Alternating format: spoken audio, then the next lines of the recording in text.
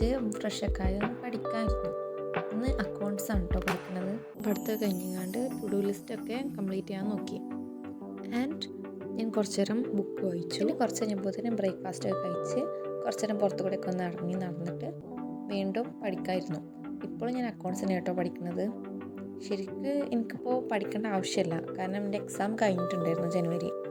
പക്ഷേ നമ്മളൊരു പഠിത്തത്തിൻ്റെ ടച്ച് വിടാണ്ടിരിക്കാൻ വേണ്ടിയിട്ടും പിന്നെ എഴുതിയ എക്സാം അത്ര സക്സസ് ആവുമെന്നുള്ള ഉറപ്പില്ലാത്തതുകൊണ്ടും ഒക്കെയാണ് ഇപ്പോൾ പഠിക്കുന്നത്. പിന്നെ അത് കഴിഞ്ഞ് ഞാൻ നെല്ലിക്ക സുർക്കയിലിട്ട് വെച്ചിട്ടുണ്ടായിരുന്നു.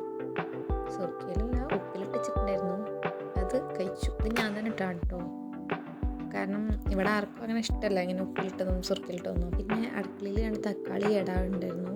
അപ്പോൾ അതൊന്നും വിത്തെടുത്തൊക്കെ വേണ്ടിയിട്ട് എടുത്തു വെച്ചു.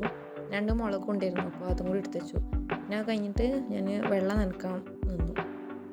വൈകുന്നേരമൊക്കെ ആയപ്പോൾ ആൻഡ് ചായ ഉണ്ടാക്കാനുള്ള സമയം. നമ്മൾ ചായ ഉണ്ടാക്കുകയാണ്.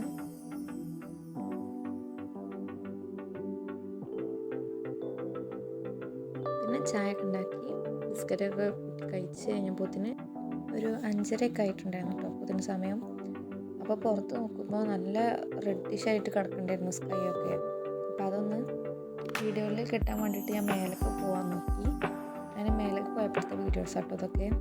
ശരിക്കും നല്ല ഭംഗിയാണ് കാണാൻ ഈ സൺസെറ്റിൻ്റെ സമയമാകുമ്പോഴത്തേന്.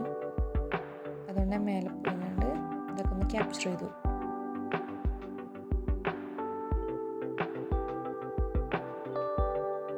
ഞാൻ അതിന് ശേഷം ജേർണലിങ് സ്റ്റാർട്ട് ചെയ്തു. ഇതൊക്കെയാണ് ജേർണൽ ഈ വർഷം തുടങ്ങിയത് കേട്ടോ. ഈ ബുക്കൊക്കെ പുതിയ വർഷത്തേക്ക് വാങ്ങിയതാണ്. ഞാൻ ആദ്യമായിട്ടാണ് ജേർണലിങ് സ്റ്റാർട്ട് ചെയ്യണത്. പക്ഷേ ഈ വർഷം ഒരു 3-4 ഡേയ്സ് ഞാൻ എഴുതിയിട്ടുണ്ട്. ദിവസവും ഞാൻ ജേർണലിങ് ചെയ്യാറൊന്നുമില്ല.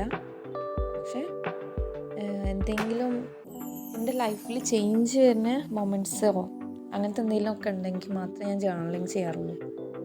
ഇന്ന് ചെയ്യാൻ കാരണം എന്താ വെച്ചാൽ, ഞാൻ ഈ വർഷം ഒരു കണ്ടൻറ് ക്രിയേറ്റർ ആവുമെന്ന് ഡിസൈഡ് ചെയ്ത ഒരു ദിവസമായിരുന്നു. അതുകൊണ്ടാണ് കേട്ടോ ഒന്ന് ജേർണൽ ചെയ്തത്. ഇതൊരുപാട് മുമ്പുള്ള ഡ്രീമാണെങ്കിലും ഇപ്പോഴാണ് ഞാൻ ശരിക്കും എന്തൊക്കെ ഒന്ന് ഇറങ്ങുന്നത്. ഇത്രയുള്ള ഗൈസ് ഇന്നത്തെ എൻ്റെ വ്ളോഗ്. ഇതൊരു ചെറിയ ഡേ ഇൻ മൈ ലൈഫാണ്. ഇഷ്ടപ്പെട്ടിട്ടുണ്ടെങ്കിൽ എന്തായാലും സപ്പോർട്ട് ചെയ്യുക. അപ്പോൾ എന്തായാലും നെക്സ്റ്റ് വീഡിയോയിൽ കാണാം.